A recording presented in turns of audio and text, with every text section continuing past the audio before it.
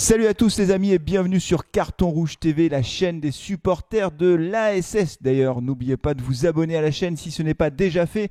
Très heureux de vous retrouver pour une nouvelle vidéo et vous le voyez, on est de retour dans le studio Arverne pour faire cette vidéo. Ça me fait plaisir de revenir ici, ça montre que le déconfinement avance, que les choses sont en train de se normaliser petit à petit et peut-être qu'on pourra bientôt faire une émission avec nos chroniqueurs préférés, favoris dans cette enceinte sur ce plateau. En attendant, aujourd'hui pour cette nouvelle vidéo, je vous propose de faire un peu le point de l'actualité de l'AS Saint-Etienne. La reprise approche à grands pas, avec quels joueurs, les transferts aussi ou les rumeurs de transferts se multiplient. On fera un point sur le dossier Aouchiche et puis également on parlera de la finale de la Coupe de France. La date n'est pas encore calée mais on a quelques petites infos.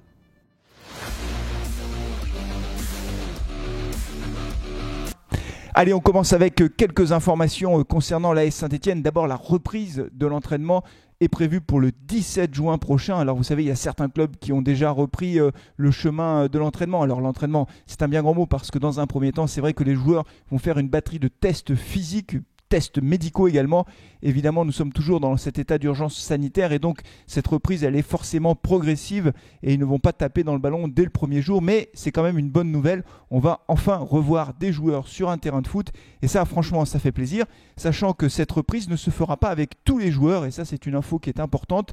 C'est-à-dire que pour le moment, les joueurs qui sont en fin de contrat au 30 juin n'ont pas été conviés à la reprise de l'entraînement. Je pense en particulier à Loïc Perrin qui est toujours en attente, dans l'attente de savoir si oui ou non le club va prolonger son contrat d'un an. Vous savez que Loïc Perrin, le capitaine stéphanois, arrive en fin de contrat, qu'il est prêt à faire des efforts financiers importants, qu'il aimerait bien poursuivre sa carrière au moins une année à l'AS Saint-Etienne, enfin une année à l'AS Saint-Etienne pour pouvoir terminer en beauté, même si cette saison forcément sera différente des autres. Pour l'instant, il n'a pas eu de réponse définitive de Claude Puel. Et puis il y a également Cabaye qui pour l'instant n'a pas vu son contrat prolongé. Donc il y a quelques joueurs comme ça qui ne seront pas présents le jour de la reprise. On sait que Denis Bouanga, lui, sera présent lors de cette reprise. Denis Bouanga qui n'a pas encore été transféré, même s'il y a eu plusieurs offres et plusieurs marques d'intérêt de différents clubs de Ligue 1. Pour le moment, Denis Bouanga reste à l'AS Saint-Etienne. J'en reparlerai tout à l'heure dans la deuxième partie de Carton Rouge où j'aborderai les transferts. Toujours du côté de l'actu, à noter que l'AS Saint-Etienne présentera ses comptes à la DNCG. Non pas avant le 30 juin, comme ça est prévu traditionnellement, mais le 9 juillet, les Verts ont obtenu un délai supplémentaire pour pouvoir justement peaufiner les comptes, si je puis dire. Vous le savez, pour l'instant, le bilan de l'AS Saint-Etienne sur cette saison était plutôt attendu en recul ou en déficit de 14 millions. Ce déficit pourrait être un peu moins élevé que prévu, notamment avec la vente de certains joueurs qui viendraient peut-être compenser une partie de ces pertes. Et c'est pour ça que l'AS Saint-Etienne a demandé un petit peu de temps pour pouvoir présenter ses comptes à la DNCG. Enfin, toujours du côté du calendrier, il faut noter que la Coupe de France, la finale de la Coupe de France que nous attendons tous, n'a pas encore été arrêtée. La date n'a pas été arrêtée. Au départ, on évoquait la date du 8 août, mais visiblement, ce ne sera pas possible. Ce sera avant, puisque l'UEFA a demandé aux différents clubs, enfin aux différents championnats, aux différentes ligues, aux différentes fédérations européennes de terminer leur compétition avant le 3 août parce que derrière, évidemment, il y a la reprise des compétitions européennes et donc ça veut dire qu'il faudrait que la Coupe de la Ligue et la Coupe de France, les deux finales, se soient jouées avant cette date, ce qui laisserait peut-être une porte pour pouvoir jouer la finale de la Coupe de la Ligue entre le Paris Saint-Germain et Lyon autour du 25 juillet et Paris Saint-Germain-Saint-Etienne une semaine plus tard. Et ça, c'est une petite parenthèse, ce qui m'arrangerait bien parce que le 8 août, date initiale de cette finale, enfin date envisagée, je ne suis pas disponible, j'ai un mariage, donc s'il vous plaît, faites cette finale le 1er août. Vraiment, j'ai besoin qu'on avance cette date pour pouvoir participer à cette finale. Je ne sais pas si on pourra se déplacer au Stade de France, si on ne se déplace pas, on la fera en direct évidemment avec vous.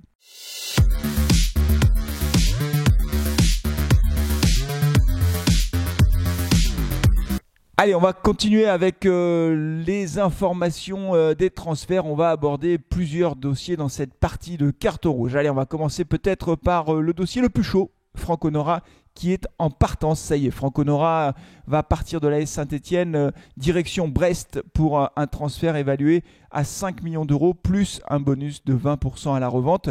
Franco Nora qui devrait signer un contrat de 4 ou 5 ans avec Brest. Il ne sera resté qu'une saison au fond à l'AS Saint-Etienne et il sera reparti dans la foulée carrément.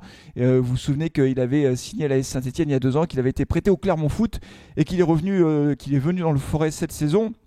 Alors avec l'arrivée de Claude Puel, il a un peu plus joué Franck Honora, mais je vous donne mon sentiment, et là moi aussi j'ai besoin d'avoir vos avis respectifs. Pour 5 millions d'euros, franchement, il faut laisser partir Franck Honora. Je trouve que c'est très bien payé pour ce joueur qui est certes un bon joueur, mais qui n'a pas non plus 18 ans, donc c'est pas non plus un joueur qui a une marge de progression énorme. Il arrive à un âge où ses marges de progression, ou sa marge de progrès est relativement faible.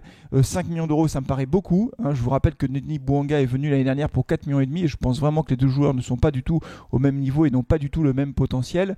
Honora, donc finalement, il a quand même pas mal joué cette saison. Il n'a pas été très décisif.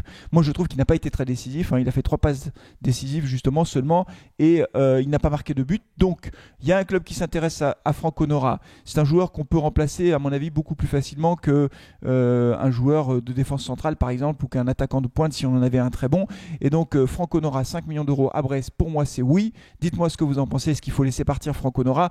On devrait avoir la signature du contrat dans les prochains jours, et en tout cas ce transfert permettrait justement à l'AS Saint-Etienne de venir compenser une partie des pertes. Deuxième dossier chaud du moment, on devrait en savoir plus là aussi cette semaine, c'est Adil Aouchiche, le milieu de terrain parisien qui va avoir 18 ans le 15 juillet prochain, donc jeune milieu de terrain parisien hyper prometteur qui arrive en fin de contrat d'aspirant au PSG qui se termine donc le 30 juin. Il est libre évidemment à partir de ce moment-là. Il a été sollicité par plusieurs clubs. On sait que Lille s'est retiré de la course, il reste l'AS Saint-Etienne. On sait également qu'il a passé sa visite médicale début juin, je crois que c'était le 1er juin, et que donc aujourd'hui il y a encore des détails à régler. À mon avis, la seule chose qui pourrait faire revenir en arrière le milieu de terrain parisien, ne pas le faire signer à Saint-Etienne, ce serait vraiment le Paris Saint-Germain qui reviendrait à la charge avec une offre financière supérieure, sachant qu'évidemment du côté du joueur, et on le comprend bien, on cherche aussi à avoir du temps de jeu. À 18 ans, c'est normal qu'il ait envie d'avoir du temps de jeu, ce qu'il n'aura pas au Parc et donc avec l'effectif parisien, puisqu'il est beaucoup trop riche l'effectif parisien, et à part peut-être faire une entrée comme ça de temps en temps en fin de match.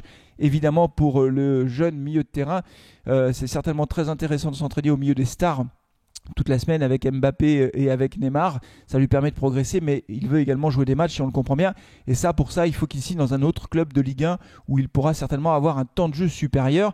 Donc tout le dilemme est là. On sait que Leonardo a laissé entendre dans le journal du dimanche que c'était très difficile pour le Paris Saint-Germain de retenir ses meilleurs jeunes à cause de ça, justement à cause de la concurrence et la difficulté qu'ils ont à s'imposer en équipe première à cause d'un effectif très, très, très fort, mais ils vont quand même essayer de le retenir cette semaine. Il y a une réunion qui est prévenue du côté du Parc des Princes pour évoquer le cas de ce joueur, avec peut-être l'idée de le faire signer et de le prêter dans la foulée, sachant que évidemment, comme il est en fin de contrat, la famille, le camp du joueur ont fait monter les enchères. On parle d'une indemnité de 4 millions d'euros à la signature et d'un salaire de 100 000 euros par mois, ce qui est stratosphérique. Alors je ne peux pas porter de jugement sur le joueur, vous savez que je n'aime pas commenter ou dire des choses sur lesquelles je n'ai pas suffisamment d'informations, donc je ne sais pas ce que vaut ce joueur.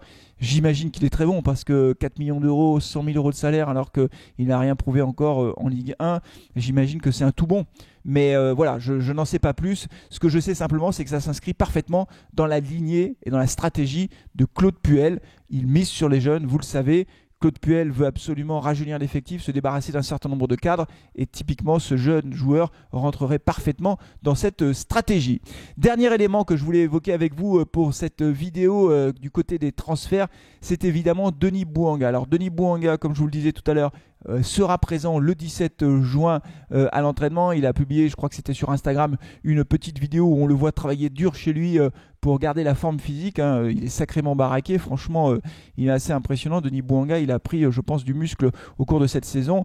On sait qu'il est très sollicité, on sait qu'il a déjà eu des offres, notamment de Rennes. Mais je pense que l'AS Saint-Etienne va attendre l'ouverture du mercato européen, ce qui n'est pas le cas encore aujourd'hui, puisque seul le mercato français est ouvert, mais le mercato européen, pour voir s'il y a des clubs européens qui peuvent faire monter les enchères pour aller chercher les 15 ou 20 millions d'euros. Moi, je mise plutôt, et je vous l'ai dit déjà depuis plusieurs mois, plusieurs semaines, non plusieurs mois.